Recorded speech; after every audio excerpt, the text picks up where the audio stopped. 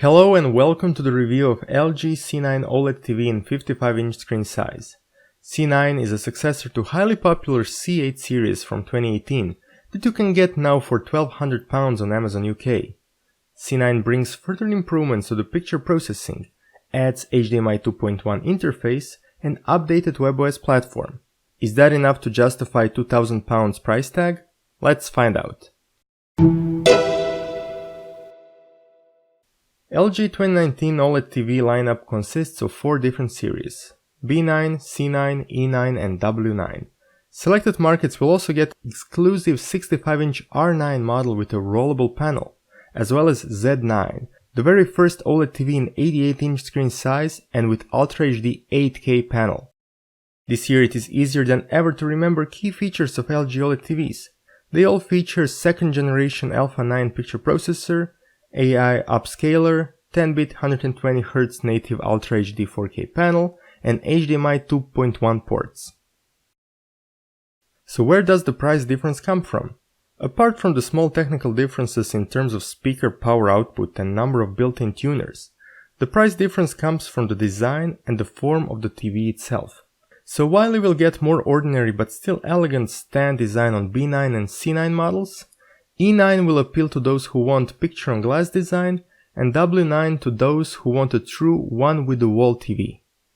C9 is the only series this year available in 55, 65 and 77 inches. Apart from the updated stand, the design of the bezel and the layout of the backside is the same as last year. The front face of the stand is made of brushed aluminum, with LG OLED text placed on the bottom right side. The new stand looks simpler than the one on C8 last year, but on the other side, I like it because it doesn't reflect light coming from the screen on its surface. C8 stand had a curved surface on which you could see reflections, and the only solution was either to place soundbar in front of it or to mount the TV on the wall. Build quality is excellent, with the base of the stand being extended quite a lot behind the screen for improved stability and better cable guiding. 2 covers are supplied, one to hide the fixation area for stand mounting, and another one for the cable management. No cover is supplied for the connector area, which is again this year split into 2 segments. The first one with side-facing connectors where 3 HDMIs, 1 USB and CI slot are, and the other with backward-facing 1 HDMI, 2 USBs, antenna and satellite inputs, Toslink and 3.5mm audio output. The TV also has built-in Wi-Fi, Bluetooth and supports VESA-compatible wireless speakers. LG is keeping the winning combination when it comes to the remote control. Magic Remote is supplied and is by far the best remote control on the market for many years now. It makes navigation truly effortless with a precise pointer, scroll wheel and numerical keyboard with a quick access function. There is also a built-in microphone for voice control. The small update is in the bottom area where buttons for movies, play and pause were added. C9, just like other smart TVs from LG this year, come with the latest version of the WebOS platform.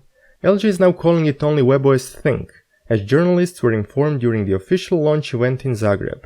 I will call it WebOS 4.5 to differentiate it more clearly from the previous generation. Version 4.5 supports more features than ever before, including support for Apple's ecosystem, and it has for the first time integrated both Google Assistant and Amazon Alexa.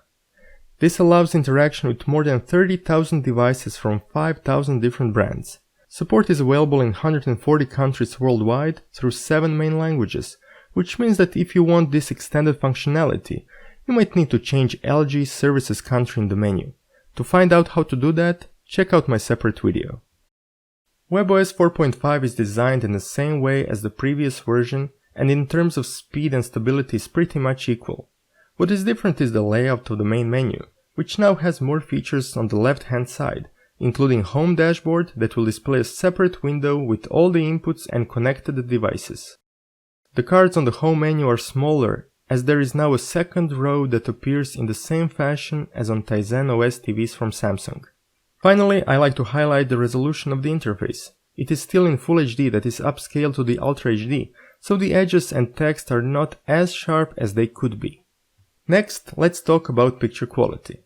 The picture on this TV is excellent and leaves little to be desired.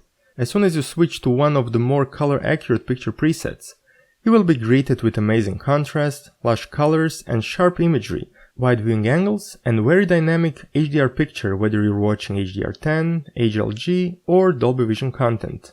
Most aspects of picture quality are actually on the same level as last year, but it is nice that LG managed to make some improvements. The one I was the most impressed with is the near black uniformity, where my unit exhibited less visible vertical lines than models before. Another one is noise reduction, which is the best I've seen on any TV until now. Though this is not like the most important feature to be improved since previous generations already had quite effective noise reduction, still it is nice to know that if needed, this option is here to deliver an excellent result. Motion resolution is the same as last year. Black frame insertion doesn't really improve sharpness in motion as my tests have shown. Of course, that doesn't mean that motion resolution is not good. It is excellent for sports and other dynamic content, and blur doesn't increase as much in dark scenes as on LCD TVs, especially those based on VA panels. If I could point out one item which I would like to see improved in the future, it is the amount of judder during 24p playback without the soap opera effect. Though movies are displayed with stable cadence, I would like to see LG further reducing judder, which is visible especially when bright objects move across the screen. Dirty screen effect was not visible, so there was nothing distracting during panning shots. Even though screen brightness does vary depending on how bright overall screen is, in reality, there were no fluctuations of brightness during the actual content watching. This is definitely a big plus compared to LCD TVs in HDR mode, where the whole screen would increase brightness from scene to scene or when subtitles appear. On C9, HDR was excellent, and with a peak luminance of around 800 nits in cinema mode and effective anti-reflective screen coating, I was able to enjoy movies and TV shows even in a bright environment without any distractions. If you want to learn more about picture settings on LG 2019 OLED TVs, check out my separate video.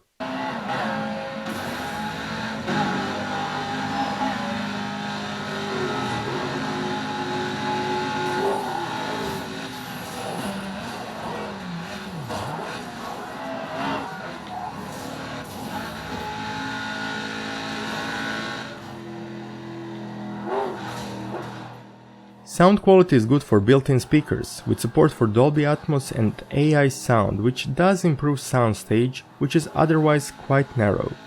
As always, I recommend to hook up the TV with an external audio system, ideally an AV receiver with at least stereo or 2.1 speaker configuration.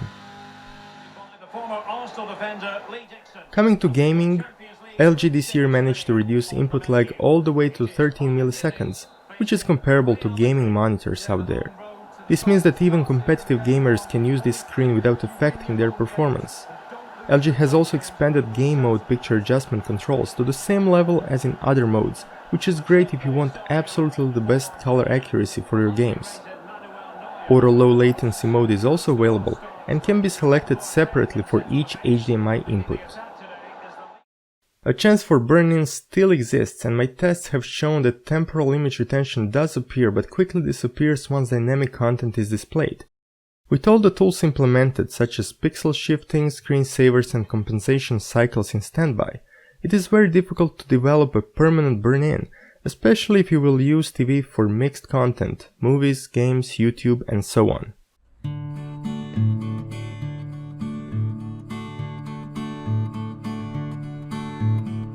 To conclude, C9 is another excellent OLED TV from LG, which gets my full recommendation. It is like a Swiss Army knife, well built, packed with features and does the job correctly. I haven't encountered any stability issue during the test and was very impressed that LG managed to further improve picture quality. Still, it does not deliver day and night difference compared to 2018 models, so if you don't need HDMI 2.1 features and expanded Smart TV functionality, you can save a lot by getting last year's OLED TVs, which now offer truly amazing value for the price.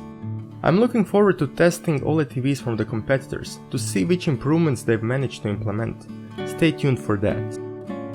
I would like to thank LG office in Croatia for sending me this TV for testing. I was using Club 3D ultra high-speed HDMI cable during this test, as well as 5 and 10 meter long Physling ultra slim and flexible active optical HDMI cables. Finally, thank you all for watching this video and have a great day.